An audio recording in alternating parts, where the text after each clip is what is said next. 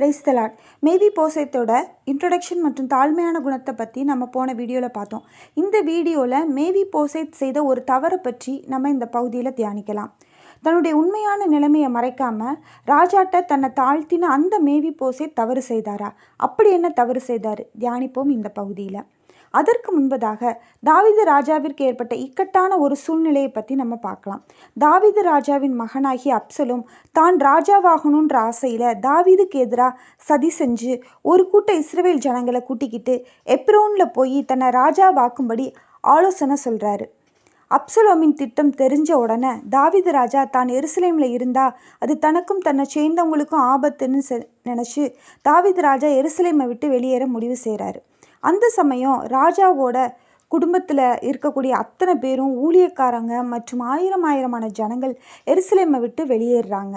ராஜாவோட கிரேத்தியர் யாவரும் பிளேத்தியர் யாவரும் அவன் பக்கத்தில் நடந்து போனாங்கன்னு போட்டிருக்கு.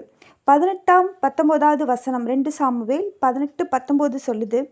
காத்தூர்லேருந்து கால்நடையாக வந்திருந்த 600 பேராகிய கித்தியர் எல்லாரும் ராஜாவுக்கு முன்பாக நடந்தார்கள். கித்தியனாகிய ஈத்தாயை பார்த்து ராஜா சொல்கிறாரு, நீ திரும்பி போ, ராஜாவோட இரு, நீ அந்நிய தேசத்தான், நீ உன்னோட இடத்திற்கு திரும்பி போகலான்னு சொல்கிறாரு. அதுக்கு ஈத்தாய் சொன்ன பதில் என்ன தெரியுமா? என் ஆண்டவன் எங்கே இருப்பாரோ அங்கே உமது அடியானும் செத்தாலும் பிழைத்தாலும் இருப்பான்னு கர்த்தருடைய ஜீவனையும் ராஜாவாகிய என் ஆண்டவனுடைய ஜீவனையும் கொண்டு சொல்கிறேன்னு சொல்கிறாரு. இந்த அதிகாரம் 15ஆம் அதிகாரம் முழுவதும் நம்ம வாசித்தோம் அப்படின்னா எவ்வளவு ஒரு கலக்கமான கடினமான பாதையை தாவீது ராஜாவும் அவரை சேர்ந்தவங்களும் போனாங்கன்னு நமக்கு தெரியும். 23வது வசனம் சொல்லுது, தேசத்தார் எல்லாரும் மகா சத்தமாய் அழுதார்கள். 30வது வசனம் சொல்லுது, தாவீது தன் முகத்தை மூடி வெறுங்காலால் நடந்து அழுது கொண்டு ஒலிவ மலையின் மேல் ஏறி போனான். இதுதான் அன்னைக்கு தாவீது ராஜாவோட சூழ்நிலை. சொந்த மகனால் பகைக்கப்பட்ட நிலைமை. இப்படிப்பட்ட நிலைமையில தான் ராஜாவோட யாரெல்லாம் கூட கால்நடையாக நடந்து போனாங்கன்னு நாம் பார்த்தோம்.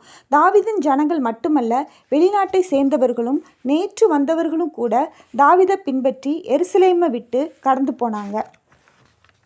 மலையில் இருந்து இறங்கிய தாவீது ராஜாவை சந்திக்க மேவி போசேத்தோட காரியக்காரனாகிய சீபா வர்றாரு. அவனோட அப்பங்களையும் திராட்சை குலைகளையும் கழுதையும் கூட்டிகிட்டு ராஜாவை சந்திக்கிறாரு. அப்போ தான் ராஜா கேட்குறாரு, உன்னுடைய ஆண்டவனுடைய குமாரன் எங்கே என்று.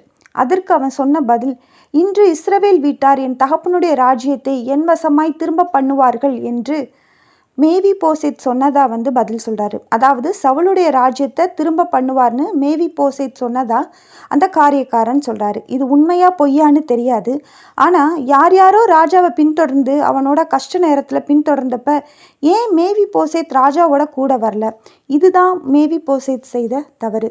எனக்கு தயவு பாராட்டின ராஜாவோட கஷ்ட நேரத்தில் ராஜாவே எருசலேமில் இல்லை, ஆனால் அவன் மட்டும் எருசலேமில் தங்கிட்டான். ஏன்?